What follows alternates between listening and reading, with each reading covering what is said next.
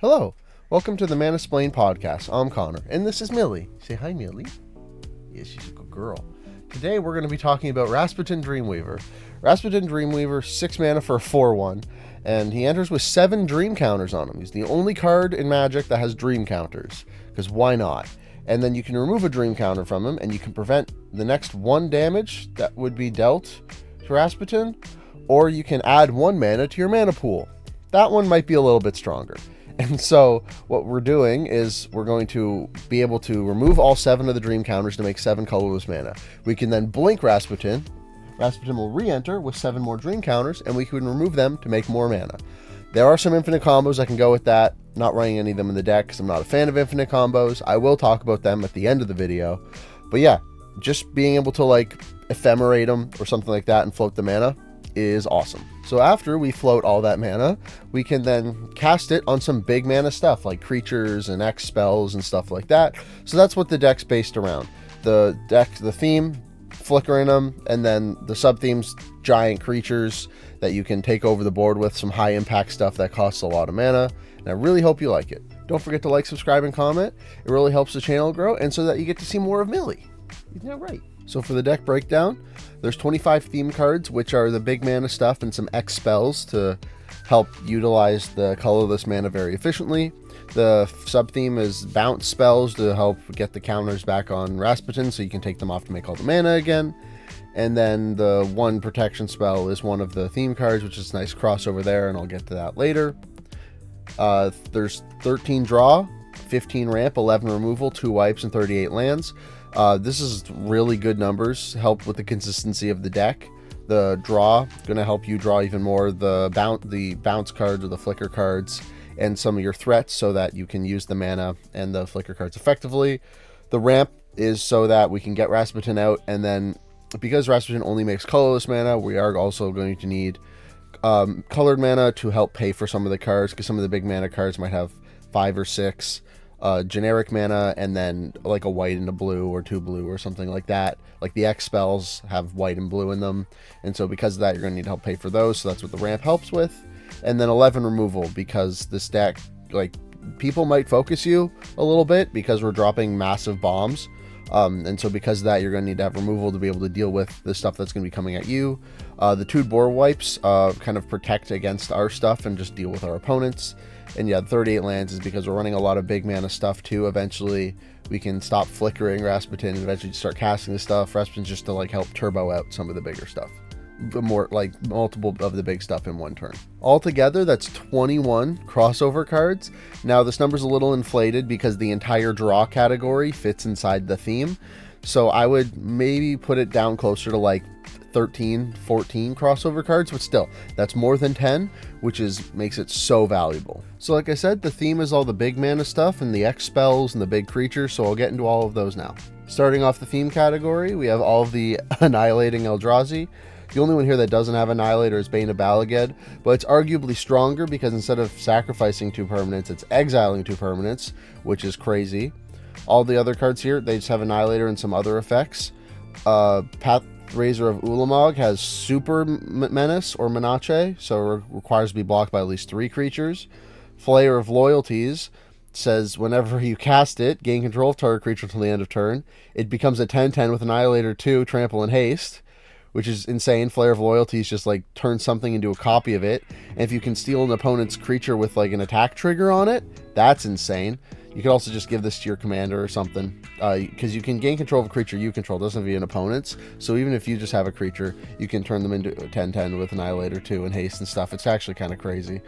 Artisan of Kozilek, whenever you cast it, it can return one of these absolute monsters from your graveyard to the battlefield. Yeah, and Ulamog's Crusher attacks each turn of Fable. All these cards are awesome. Annihilator is very powerful. People can get a little salty because if they are like a Spellslinger deck and they don't have a lot of permanents out and you're making them sack lands, they will get a little upset. But these things all cost 7, 8, 9, 10, 11 mana. They should be able to deal with it and see it coming. Here's some of the removal creatures. So Breaker of Armies makes it so that all creatures defending a player controls has to block it, which is crazy. Tromokratus is unblockable unless all defending players. All creatures defending players controls blocks it, which is also insane. They are kind of board wipes. 10 damage, 8 damage, to deal to a bunch of creatures, that'll kill 3 or 4 creatures, which can really blow someone out. And then Brinelin the Mooncrack, and whenever you cast a spell with mana value 6 or greater, you get to bounce something to its owner's hand, non-land permanent. So that's awesome. We're casting giant 8 mana stuff all the time. Our commander costs 6. So yeah, being able to bounce stuff to our opponent's hands with Brinelin whenever we cast one of our big things, it's a 2-for-1. We get so much value out of that. Here are just some fun cards that are big bodies. And Parhelion 2 here is great because it has crew 4, and our commander's a 4-1. So we can use Parhelion to crew use our commander to crew Parhelion, and then when Parhelion 2 attacks, we make 2 4/4 White Angel creature tokens with flying and vigilance, which is amazing. Parhelion 2 is such a cool card. It's probably my favorite vehicle. I know some people are not a fan of it because of what you can do with Greasefang, but I love Parhelion because it's just a big, awesome vehicle. Star Whale is the one protection piece in the deck because it gives all of our other creatures Ward 2. The way Ward works is if an opponent targets a creature with Ward, they have to spend 2 mana extra to target the creature, or that spell or ability gets countered. So it just makes everyone's removal cost 2 more to hit your creatures, which is very helpful. And then Desolation Twin is 20 power for 10 mana, and Ancient Stone Idol is a 12/12 with Trample for 10. But if our opponent's attacking with a bunch of creatures, it'll make Ancient Stone Idol cheaper, help us get it out. Also, it has Flash, which is great, so this can be a surprise blocker. And then when it dies, it makes a 6/12 with Trample. So yeah, all these cards, you'd love to see them hit the board because they make pretty big impact. Here are the creatures that draw cards. So Azor the Logbringer, when it attacks, you get to Sphinx's Revelation, which is pay X, a white, a blue, and a blue, gain X life, draw X cards. It's a fantastic card, and when it enters the battlefield, each opponent can't cast instant sorcery spells during that player's next turn. So if you really wanted to, you could be Staxian, you could blink Azor, stop people from playing their sorceries. But I'm just using it here as a mana sink for all of our Rasputin counters to draw a bunch of cards. Lord of Change, when it enters the battlefield, draw 3 cards. Flying, Ward 3, 6/6, just a good body that'll refill your hand. And Kozilek the Great Distortion is a big body that'll refill your hand. So it costs 10 mana, but it's 2 colorless and 8 generic. And Rasputin makes colorless mana, so you can pay for any of that with him. And he's a menace, 12/12, that draws your hand back up to 7 whenever you cast it. That's awesome. You can discard a card with mana value X, counter target spell with mana value X, but I don't think I'm going to be doing that often with this card. Just going to cast it to refill my hand, and then it's a 12/12 menace, giant attacker that can deal a ton of damage. And then the rest of this category is the X draw spells. So all of these are 2 and X, and then it's draw X cards. The only ones that are really different here is Pull from Tomorrow, because you have to discard a card, and then Finale of Revelation. If X is 10 or greater, you untap up to 5 lands, and then you have no maximum hand size for the rest of the game.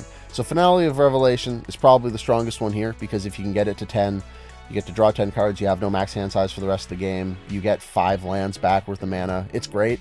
I love Finale here. But yeah, all these cards are fantastic. And then to end the theme category, we all have all the X spells that cost X and 3, and then draw cards. Sphinx's Revelation, probably the best one here, because it's gain X life, draw X cards. And if we can make X 10, it's easy to make X 10, because we have 3, after the turn we cast Rasputin, we'll have the 7 dream counters.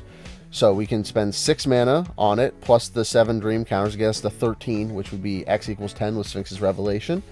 And then because of that, we'll gain 10 life, draw 10 cards, refills our hand, gets us a quarter of our starting life total back. It's kind of incredible.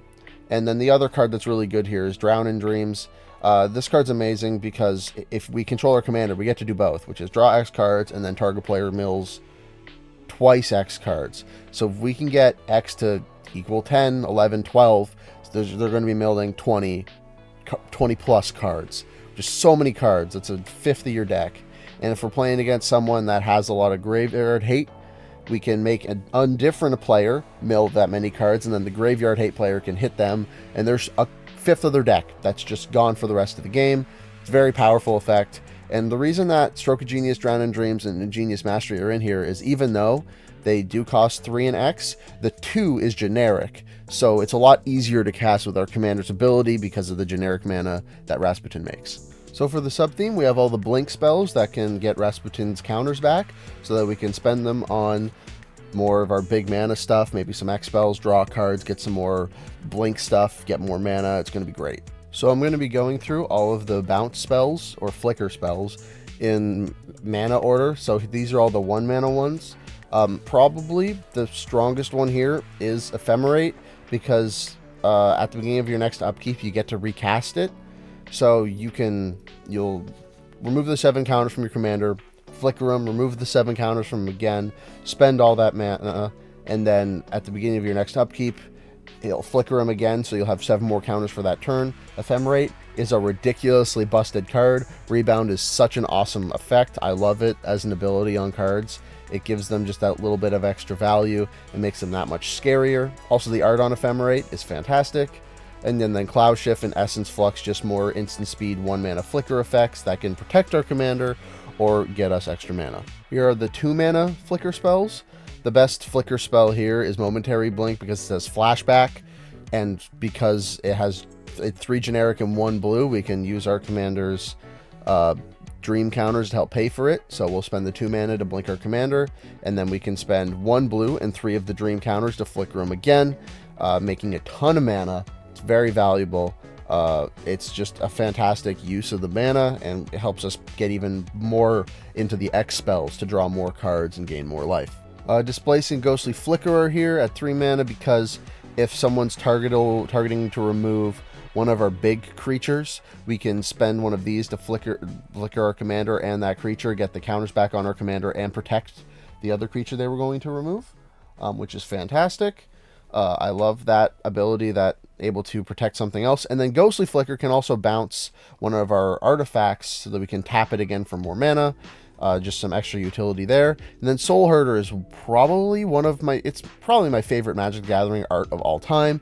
I'm very happy I was finally able to put it in a deck, because at the beginning of our end step, we can flicker our commander with it, and then we get to put a 1/1 counter on Soul Herder every time we flicker. Whenever a creature is exiled from the battlefield, we get to put a 1/1 counter on Soul Herder. So with all this flickering we're doing, Soul Herder is going to get pretty big. It as well is going to be flickering our commander.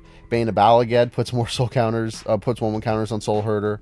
It's awesome. I love Soul Herder so much. Such a cool card. At the 4 mana slot, we have Illusious Stratagem, which is exile 2 creatures and return them to the battlefield, draw a card. So again, just like Displace, we can protect one of our other creatures and get the counters back on our commander. Teleportation Circle is a 4 mana version and an enchantment also version of our Soul Herder, which is great. And then Vanish into Memory is the other draw spell in the deck that wasn't in the theme category.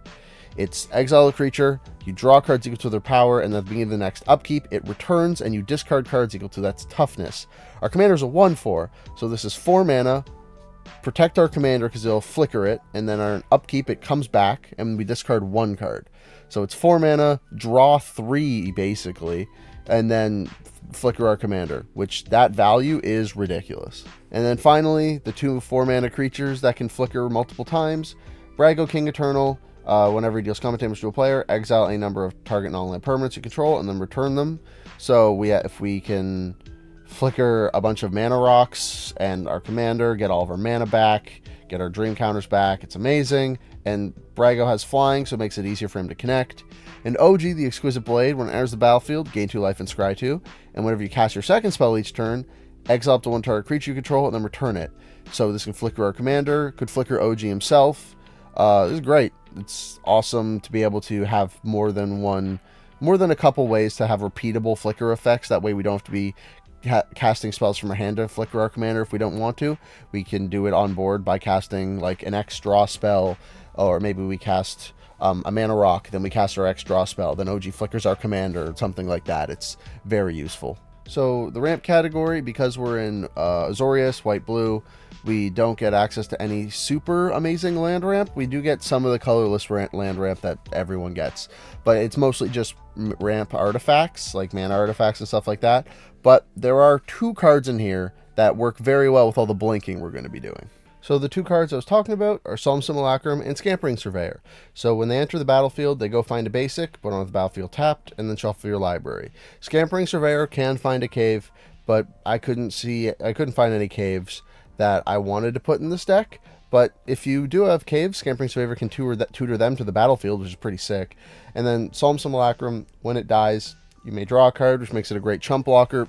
But what you can do is with cards like Displace, that can bounce flicker two things, you can flicker our commander and Solemn Simulacrum or Scampering Surveyor or whatever, and then we get to get all of our dream counters back on our commander and get a basic out of our library. Keep ramping, which is such phenomenal value. These cards are awesome in flicker decks, especially when you have effects that can flicker multiple things as well, like Brago, King Eternal, and stuff like that. It's so good. It's honestly amazing. And then if we want we just want pure ramp, we can, instead of flickering our commander, say we just don't need it at the moment, we can spend our flicker cards on these guys.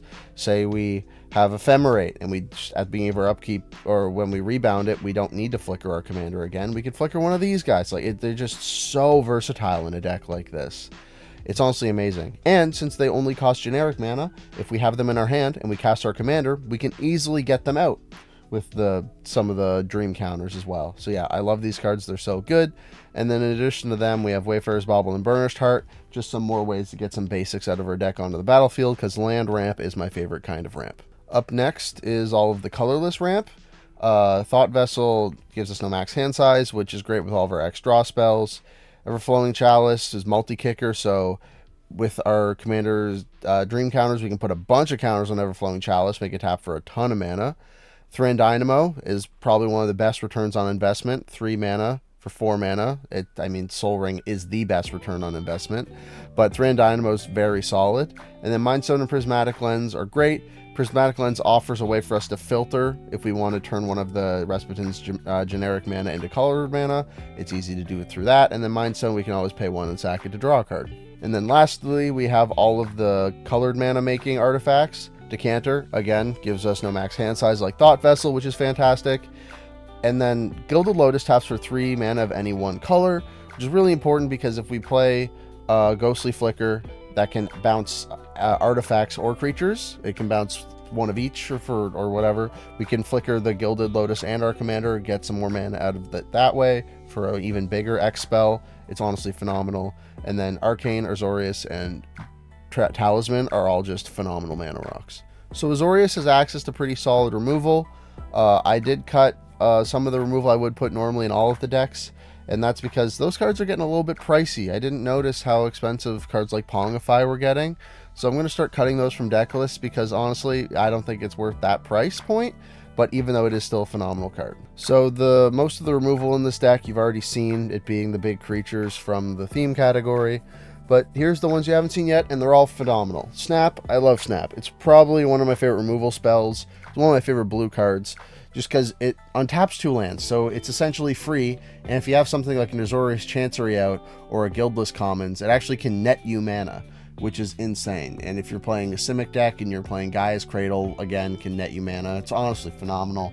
And the fact that it can bounce stuff back to your hand, say if it's a card with cast triggers or something like that, maybe it has Cascade on it, I don't know, you can bounce it back to your hand and recast it. It works great that way, especially cards in this deck like Artisan of Kozilek and Kozilek himself. They both have cast triggers that are very useful, so being able to bounce them back to our hand to get them again is phenomenal. It's just an overall amazing card. It's a Pauper staple. It's such a good card. I'm going to, if I wasn't before, I'm going to start running Snap in all of my blue decks, because every time I get to cast it, it feels so good. And then Stroke of Midnight, Generous Gift, both hit a permanent and then make a token in its place. Stroke of Midnight makes a 1/1, which makes it better than Gen Gift, but Gen Gift can still hit lands. So if someone has a Gaia's Cradle, a Field of the Dead, a Maze of Ith, you can Gen Gift it to help get it out of the way, which is fantastic. And then Dismantling Wave, my favorite white removal spell, because it's a 3-for-1. 3 mana, hit 3 artifacts or enchantments. It's absolutely incredible. Love this card. So for the board wipes, because we're going to be spending a ton of mana on our big creatures, I didn't want board wipes that would just clear off the entire board. I want some more one-sided stuff so that it'd be easier for us to deal with the lower mana stuff or specific targets that are going to be issues. So I decided to go with Curse of the Swine and Displacement Wave. Curse of the Swine, exile X target creatures. For each creature exiled this way, its controller makes a 2/2 green boar creature token. so we can get rid of a bunch of important creatures. It's exile too, so it gets around indestructible, which is phenomenal.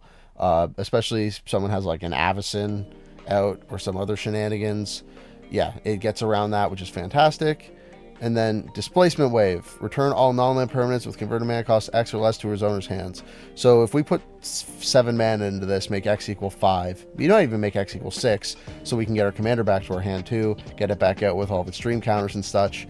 Yeah, we could bounce all of our opponent's small mana stuff and then keep our big creatures out. This also gets rid of the tokens that if we made from Curse of the Swine, or if we made tokens from Generous Gift, it also gets rid of those. Yeah, Displacement Wave is one of my favorite blue board wipes. So for the lands, there are a couple lands in here that I'm happy I added because of the whole we can have a ton of generic mana at any given moment part of the deck. So because of that, I did put in some lands that you normally wouldn't see. Those lands being Branch of Vitu-Ghazi and Zoetic Cavern. So the way these cards work, or these lands work, is you can pay 3 mana to put them onto the battlefield face down as 2/2 creatures.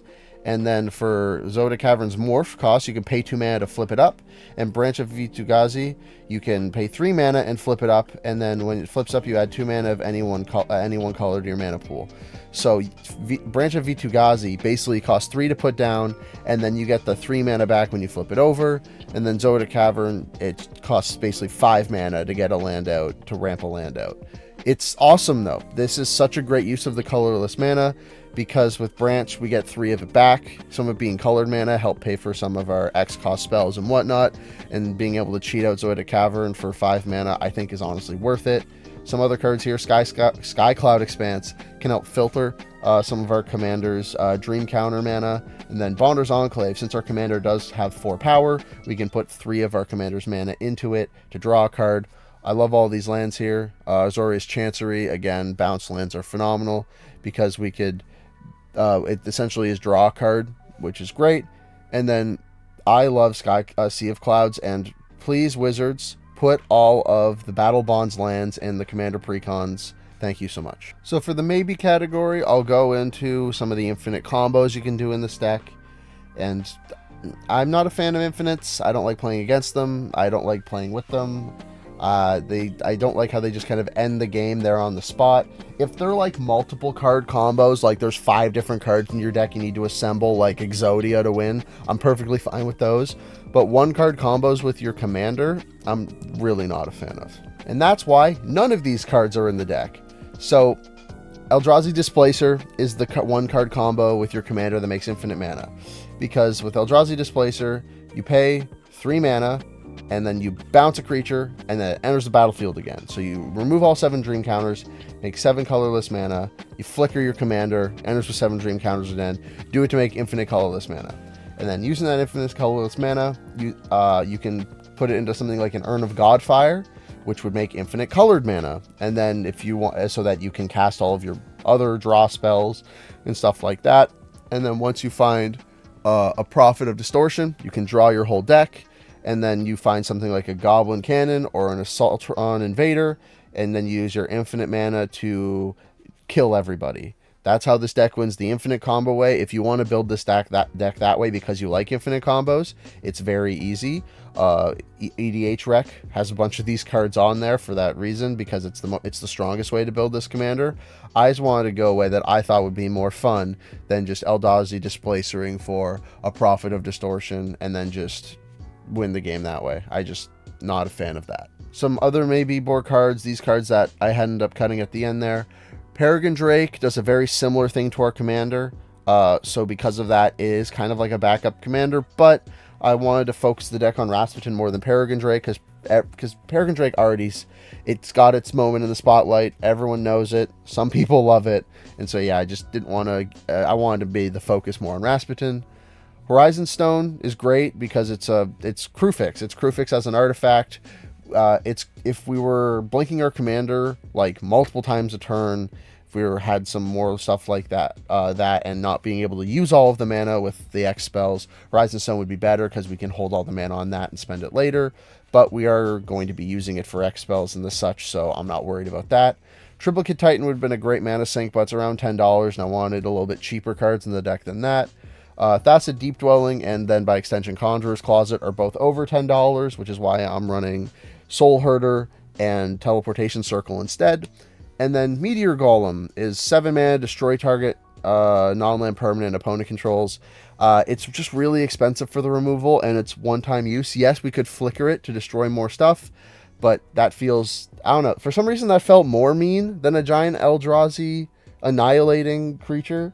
For some reason, I don't know, maybe I'm wrong. Maybe I should take out one of them, maybe take out Bane of Balaged for Meteor Golem. I don't know. It's a close call, though. Meteor Golem is a very powerful card. So that's the deck. Let me know what you think. I'm super happy with it. I think Rasputin is probably the strongest Legends commander, specifically because of the infinite combo with Eldrazi Displacer. But even if you're not doing that, just playing flicker spells like Ephemerate and stuff like, and flicker, maybe if you wanted to put Conjurer's Closet and Thacid Deep Dwelling in the deck, really make it the most powerful non-infinite combo version of the deck you can. I think this commander is very good. I love what he's doing. I think it's a very unique ability, having these counters that you can remove to make mana, flicker them, get them back. You don't really see that because it's broken as hell.